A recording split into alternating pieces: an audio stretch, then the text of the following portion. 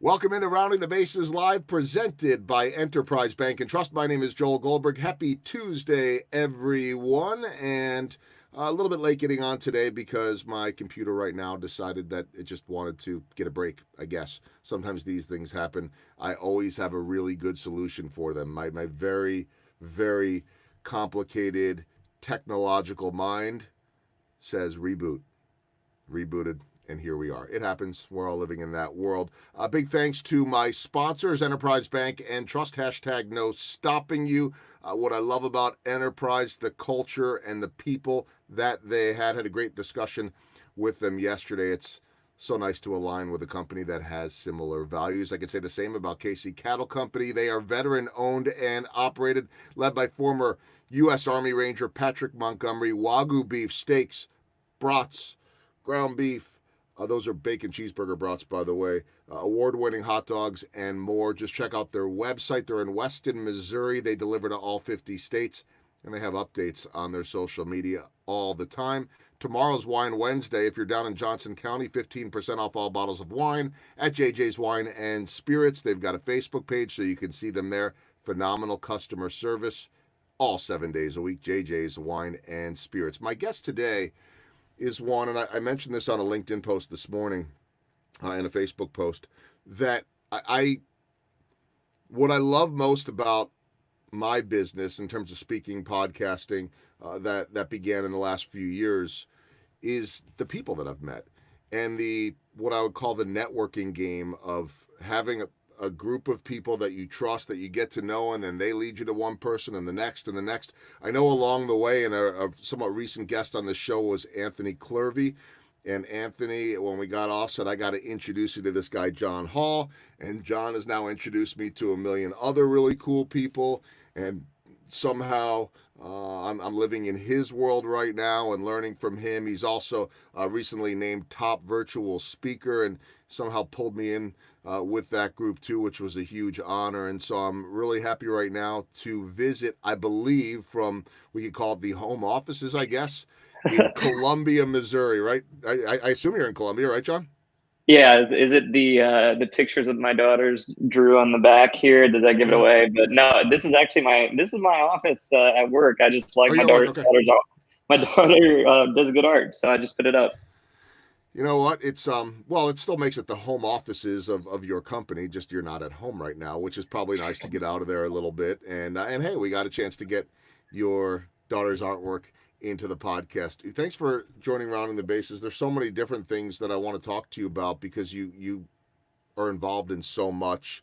Not to mention during normal times traveling around the world and speaking. So you have I'm constantly amazed at people like you that could be so effective in so many different avenues. Like for me, I feel like I go to bed at night.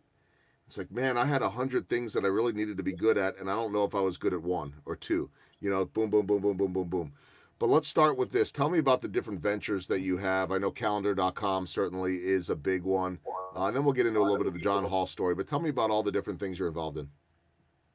Yeah, I mean, and it's pretty. I mean, it's pretty straightforward when you get to be like a holding company as we are. It's all about like the people and getting people you trust around you that can come in and fulfill roles and be able to train them well. And so it's like I think that from a standpoint of how I'm able to get involved in different things is just because once I figure them out and get a good idea, I can typically get them where things kind of work, and then I hire amazing people, around me to basically finish and make the things I start a lot better.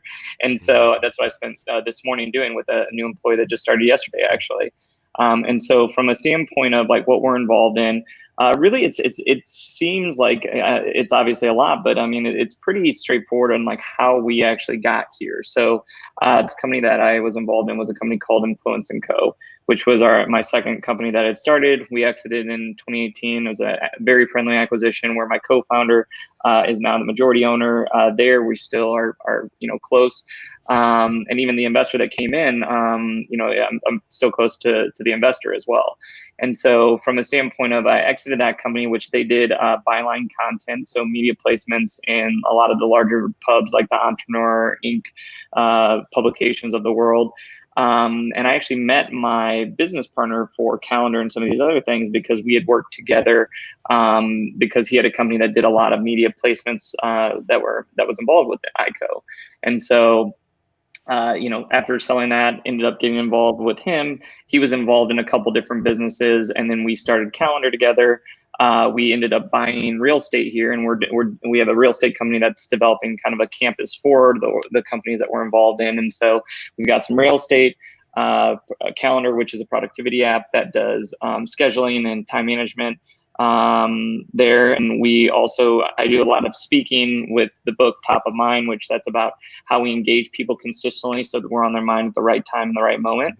And then lastly, I still advisor for Influence Co. in addition to the company that my co-founder for Calendar started, which is called Adigi, which it's a really unique company that helps companies focus on dominating their industry on search and digital online. So if you're wanting to basically say we want to outshine our competitors and show up in all the places that that our customers are searching, it's a very good company for getting some very good digital coverage in that way. So that's kind of the ecosystem that I'm around.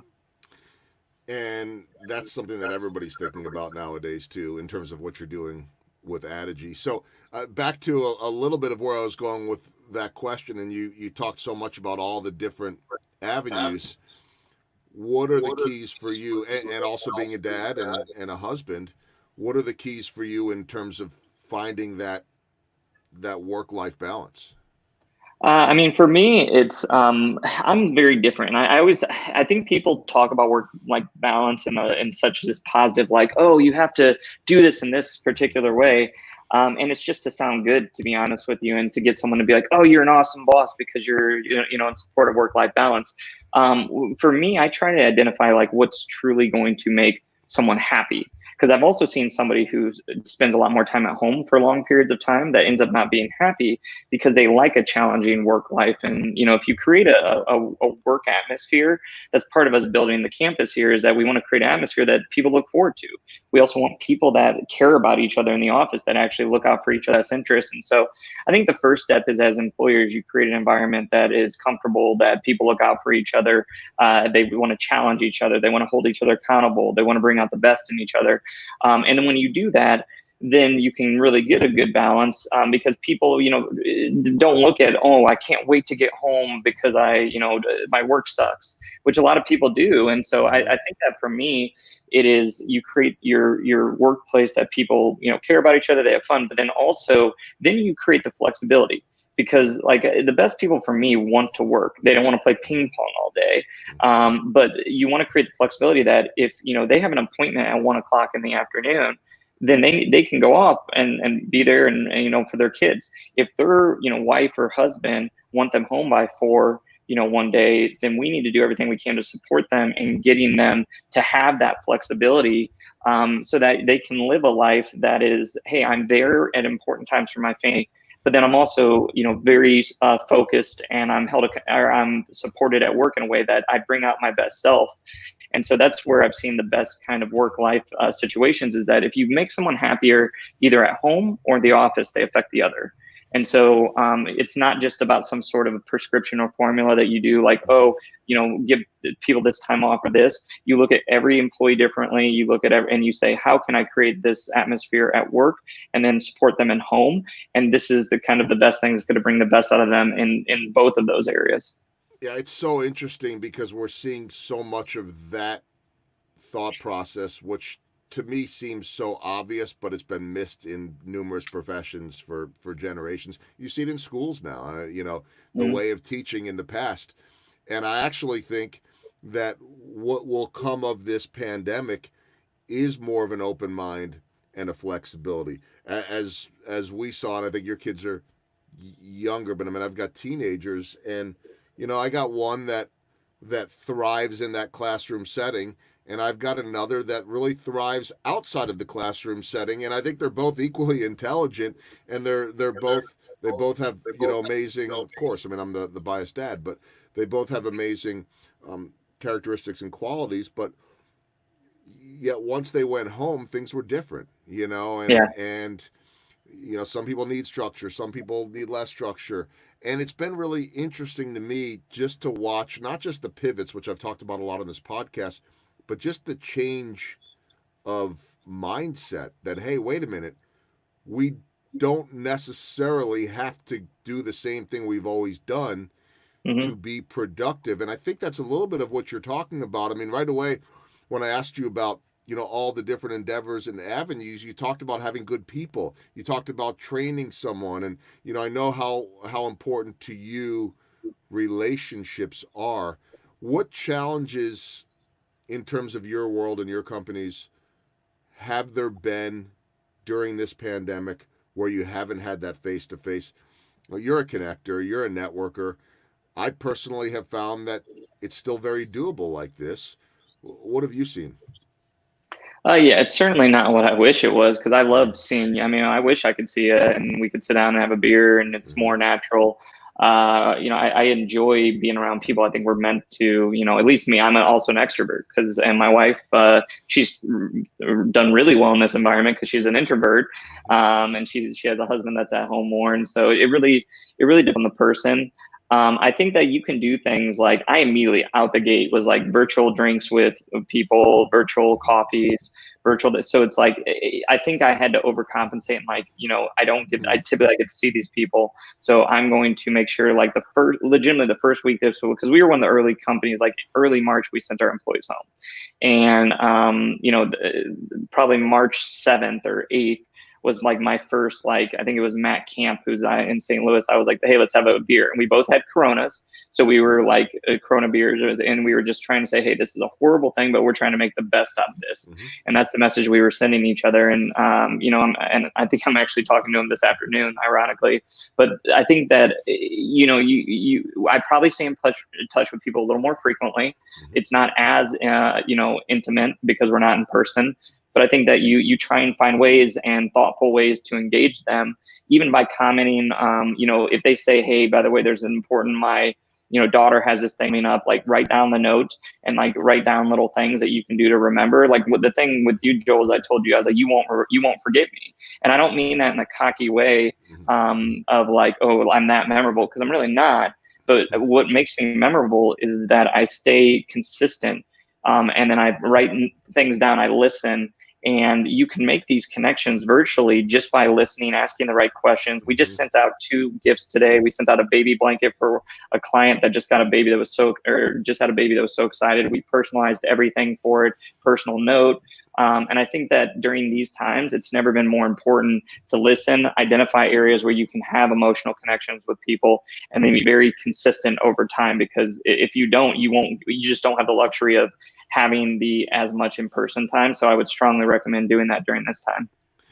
Yeah, and I say there are different ways to go about this. There's some people that say, "Well, I don't know if I can spend as much money on gifts. I don't know if I can do this or I can do that." And I think, and you can correct me if I'm wrong, that and I mean top of mind, right? You want to stay top of mind. I put the top of mind book.com up there right now. We're all busy. Everybody's busy. And so, one thing that I've learned during this pandemic is that people are stressed, people have a lot going on, and when you could just reach out, whether it be with a gift or whether it be just a message, hey, I'm thinking about you, I hope you're well, if you need anything, if there's anything I could do to help you out, whatever it might be, if you need to vent about something or if you need to pick my brain, whatever it is, hey, I'm here, just want to know I'm thinking, you think, and I think so many people early on, and myself included, were out of sorts. There was a lot of desperation, Mm-hmm. and it almost, at least for me, became this defense mechanism. Okay, what does somebody want? What do they need? And then when you actually find out they don't want anything, they're just checking in. You let your guard down a little bit, right? And so I feel like, and I don't know what you think, I feel like there's never been a better time to become top of mind than right now. Mm-hmm. Yeah, I agree. And that's dependent on vulnerability. When people are vulnerable, they open up their heart, their body, their mind. That like they just think more openly about things. And so I was just speaking to a new managing editor that was just laid off somewhere, hired somewhere, and she was like, "Why are you being so helpful to me?" And I said to her, she was surprised. She was like, "What is the like? What like legitimately? You're being too helpful. You just sent 5 introductions. You did a bit of help me out." And I said, "You aren't going to need me in 2 to 3 years at all." Like, because I hope the world's in a better place. I think she'll be more situated. But right now, she's in a new position, just got laid off. And then, she's nervous. And in 2 to 3 years, I think she's going to be a rock star. I think she is legitimately going to grow that content, do amazing things. And she won't need me at all, but I'm there for her, now. And I think that's where, there's a lot of people right now that are in these moments of vulnerability. That's what I talk about in the book. But like moments of vulnerability where you got to be there for people. That's when you can go from a 1 to a 9 or a 10 on the trust scale, just like that. Like you bail somebody out of jail, you're getting a 10 on the trust scale. Now, I can't bail everybody out of jail or, do major things for everybody every day. But what I can do is I can listen, identify areas where, if there is moments of vulnerability, you don't capitalize and say, "Hey, this is my opportunity." You say genuinely, "This person, needs me at this time. So I'm going to spend a little extra time." Similar to, with you, I said, "Hey, I'll make a call." And then afterwards, like I didn't have any expectation you were to do anything in the future. In my mind, you were a nice person that had your whole world rocked. And, I was in a position to help. And so I think that those are opportunities for us. And I think it's great. Like I even learned from you. I even said on our last virtual dinner, I said, even by seeing Joel's frame of mind and how he did certain things to, from the beginning of this pandemic to the end, it's inspiring. And I get to see these things. And what ends up happening when you create these relationships, you end up getting a lot of things in return that you don't expect. But you have to come at it from a genuine way. You have to truly care about the person. You have to keep an eye out. You have to create processes to make them habitual. You talked about Nir Ewald, who is a friend who I connected you to, wrote the book Hooked. And, I've read his book and Indistractable. And you want to create habits that are very natural to you, that make people want to, it makes you want to do these things in everyday life. So like I'm writing down notes as we were talking earlier of just little things that might stand out to me, and so like create those habits. Whether ultimately, if you create the right habits, this is going to be very easy to you. You're naturally going to do these things, and you're going to look out for people, and then it's going to come back in full form.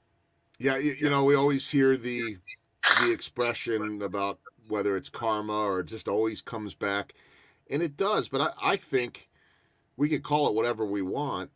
It's it's doing what's right and working hard. And by working hard, I mean paying attention to those details and valuing them.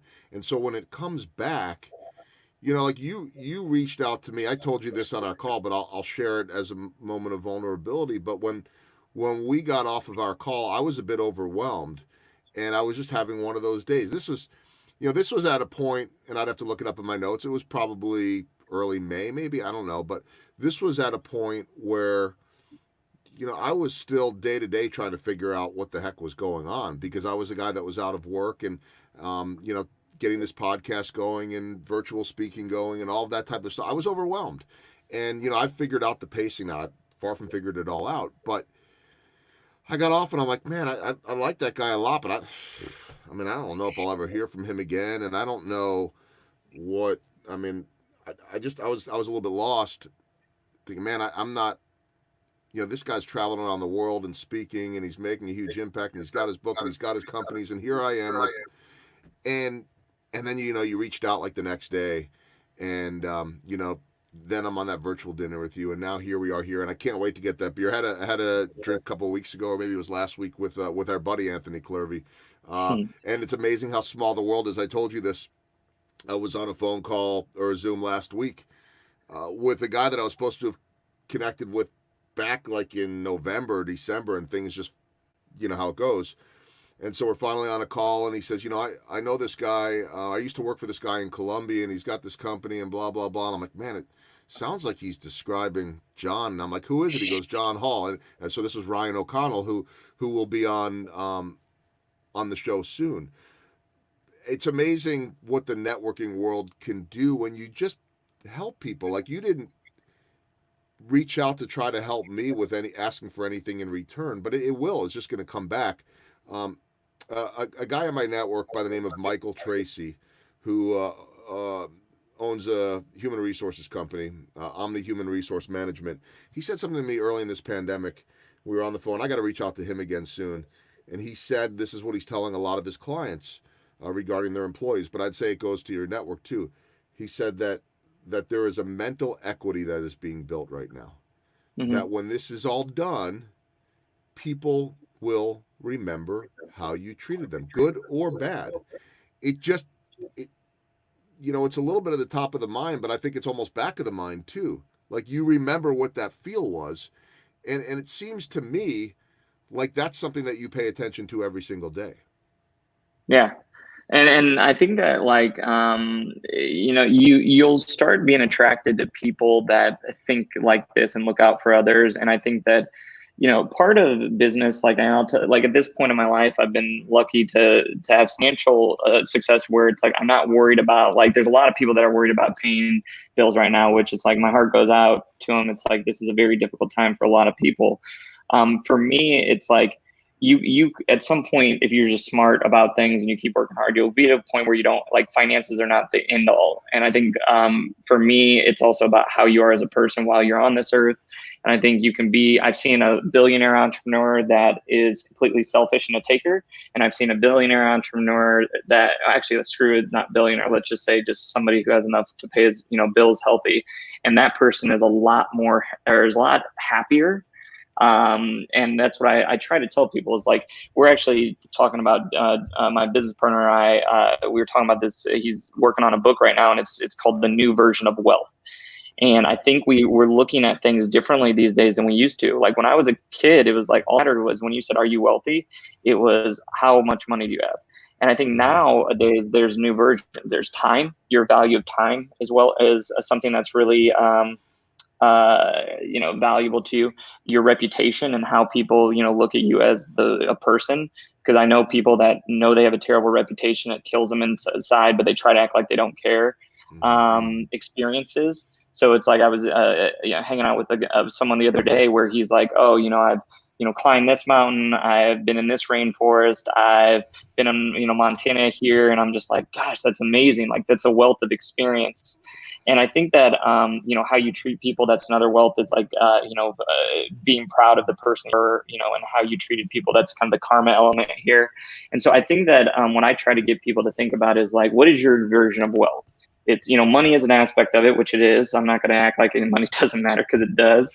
But I also think that, how we do business, how we, treat, whether it's employees or, anybody in business, ultimately it's a form of wealth. And if you lead by trying to look out for others, they're going to look out for you.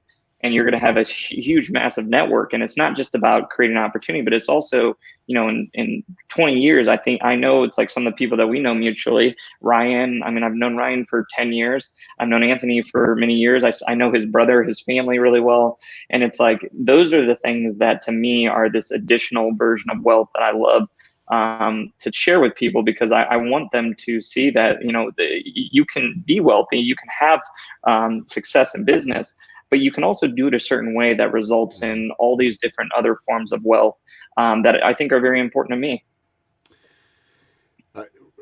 Ryan was telling me when we talked, he said that he described you in terms of networking as saying that everyone you meet, no matter what, can become a client, an ambassador, or a friend, which to me is a great way. And I assume it could be more than one of those things too, but I think that that's probably, and I suppose some just won't fall into any one of those categories, but there's only one way to find out, right? What I always tell him, it's like, you ask the question, how, like, what is valuable to you?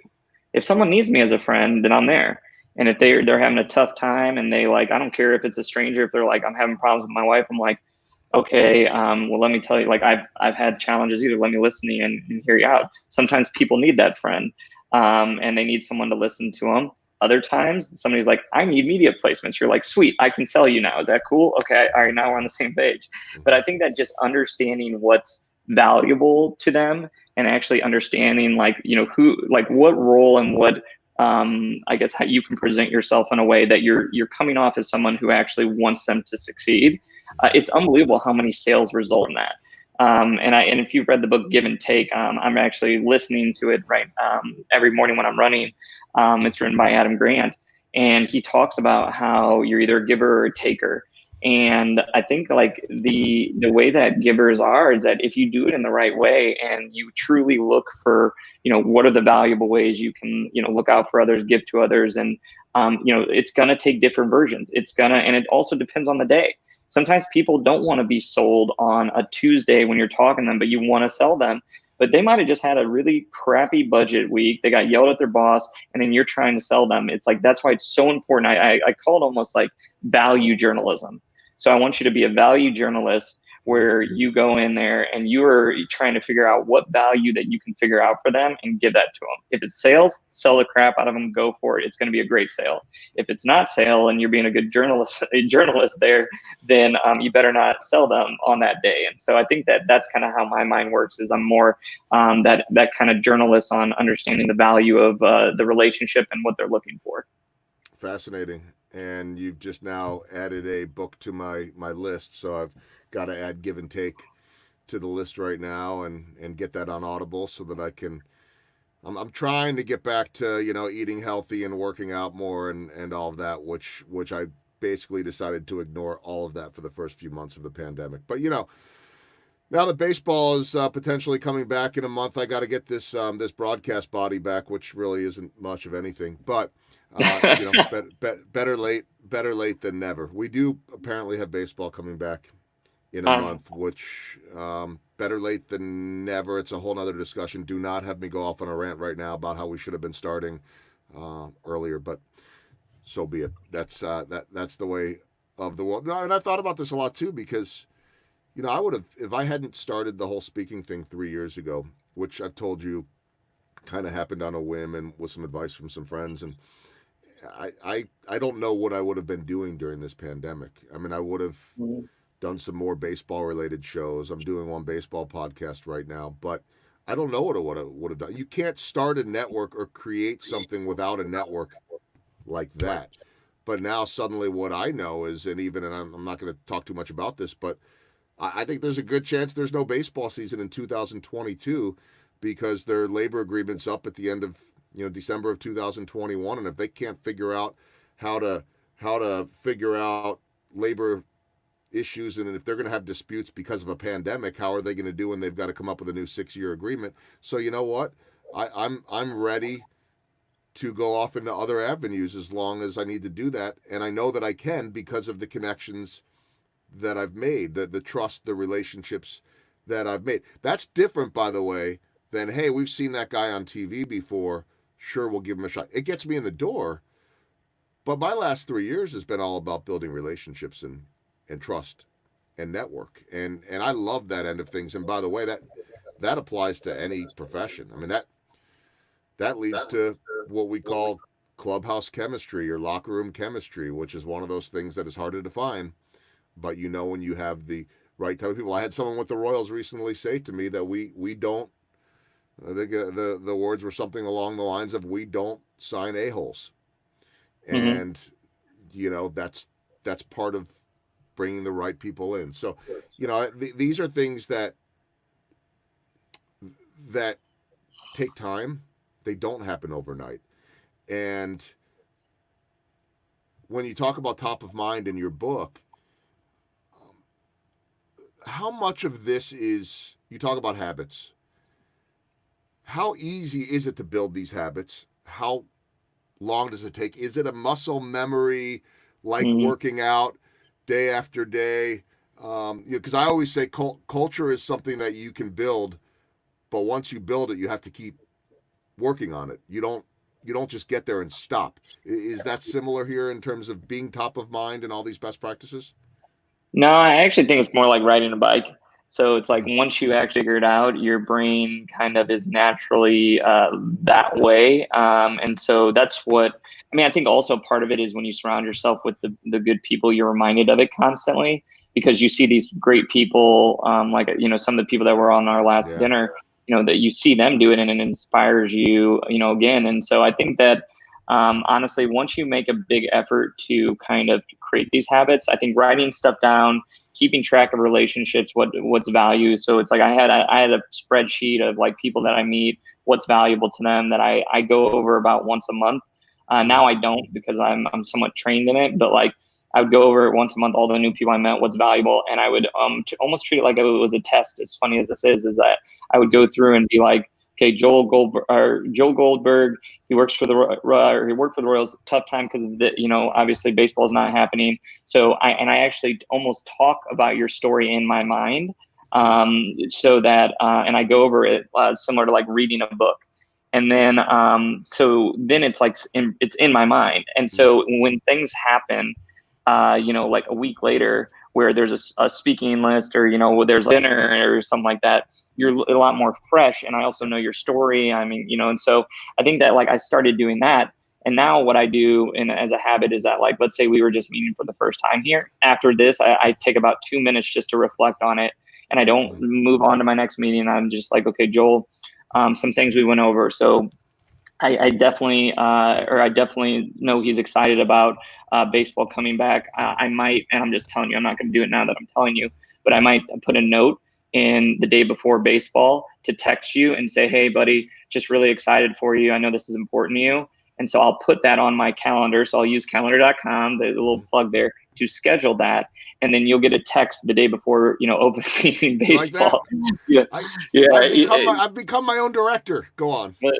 But so you get what I'm saying. Like, they're the Yeah. things where, you know, now you're going to be like, when you would get that text the day before baseball saying you're so excited, and this guy you just met this year just like remembered how excited you were, and that's a simple text. It will take me this long, you know, that just boom, a couple seconds. Here's a text, and then I start being looked at differently in your mind. This is not John Hall, a speaker, an entrepreneur. This is John Hall, a speaker, author. That's a friend that look for me, or or at the very least is somebody in business that I know gives a shit about me. And so that's where I think that you can make those small changes. It's amazing, and it's something that I've started to get better at because I meet so many people. You meet so many people, and we're talking about Shep Hyken, who's going to be on this show soon, and he was on our virtual dinner, and so now I've had the chance to meet him.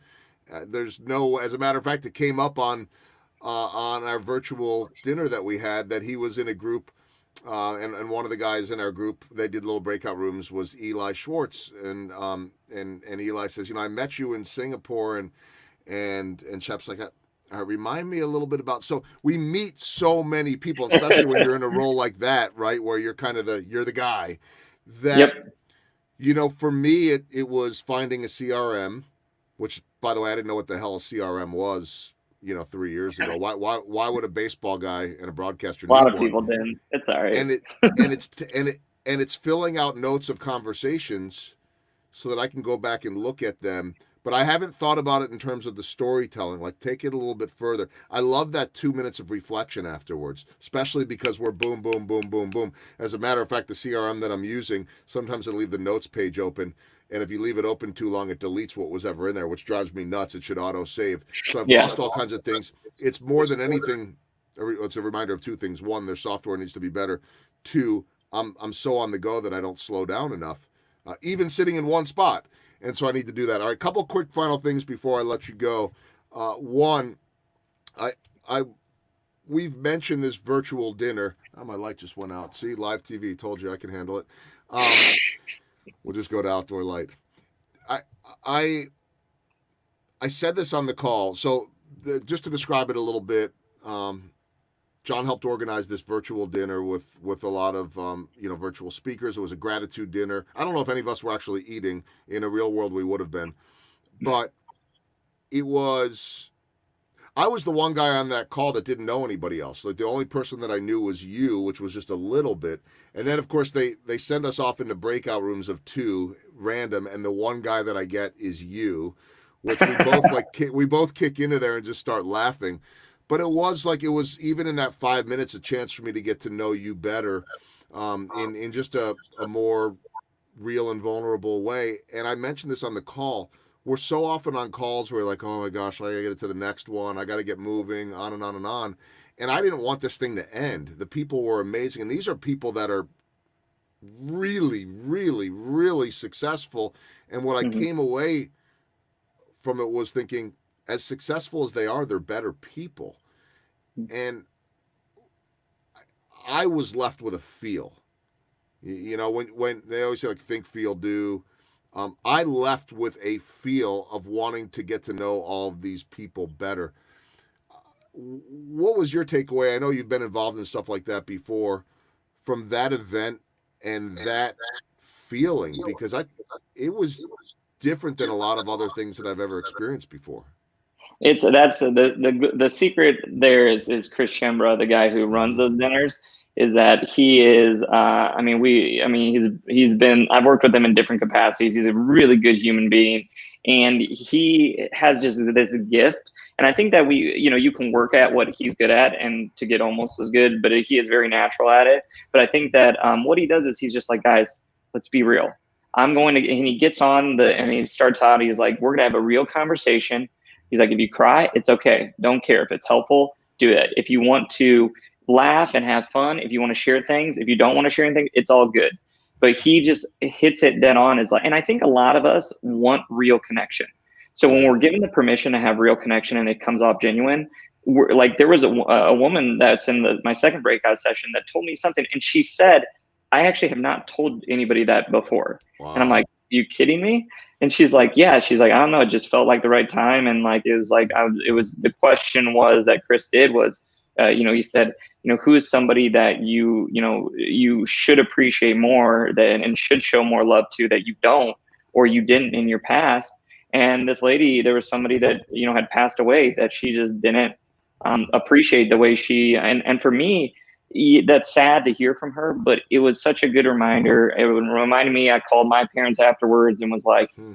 my guys, I mean, I love you, and so it's just like, I think that, the more real we can have, realness we can have in these virtual dinners, these virtual conversations, the happier we're going to be, the more we're going to get real connection. And Chris, I've gone on 3 virtual dinners of his, and every single time it's the same result. He gets on there, he gets everybody feeling super comfortable. He poses questions that are very vulnerable type questions, and then he celebrates them when you get back on the phone, or get back in the room. And he does an amazing job. So yeah, I've seen that happen every single time you're on one of his dinners. You're not the only person that feels that way. And it's because he combines getting people to be real with accepting vulnerability as something you should head on, and be open, look out for others. And then also, celebrate sharing, and focus on what we can do better, and not focus on past mistakes and things like that. And so yeah, it's a formula that I think is very natural. He does a very, very good job, and it works well. It was hands down one of the best experiences of this Good. pandemic, and there've been a lot of them. I mean, the wife and kids. Uh, I mean, I've been home for Mother's Day, Father's Day, my birthday, my wife's birthday. I'll be home for my daughter's birthday next month, and it's possible in any given year I could miss all 5 of those. And so it's been good to be home for all of that. We've watched every Marvel movie through Yeah, so have I. Endgame. My kids and my wife will tell you that I have half watched all of them and been on my phone for most of it. They're not my favorite movies. I don't dislike them. They're fun. I've got my favorites, but just to be together was so cool. Mhm. And so that was a takeaway. But that virtual dinner was something that I'll never forget. And I hope there are more. No surprise then that Chris Shembra's book is titled "Gratitude and Pasta: The Secret Sauce for Human Connection." So you obviously know and appreciate that. I have 2 quick final questions, and I'll let you go. The first is, I talked to a lot of my guests about small ball. There might or might not be a book coming out about that. Small ball, not in baseball terms, but in real life, the little things that add up to the big things, the singles, the sacrifices that add up to home runs. It's a lot of what you've already talked about. But Mhm. if you could sum it up in a minute or so, what is small ball to you? Oh, I mean, like for me, I mean, I guess in the form of like hitting or doing small things that matter. I mean, there's a couple things. One, Even just like the small things in life are things that can make the biggest difference. Like my wife has always, said that. And it goes back to even some of my first early relationships with editors at major publications. For example, she was the editor at HBR that went to Bloomberg. When she got, she was an editor, like a junior editor back when I met her, and she was getting married. And so we, instead of doing something big or crazy, we just went on her registry and bought all the small things. And we bought garden sets, bought things that she could do with her husband. And we wrote a note, and I said, hey, it's the small, my wife tells me it's the small things in life that matter. Hope you and the husband, his name was Ben, hope you guys spend time together and value this. And so it's like that moved her more than whatever so there's that aspect of things.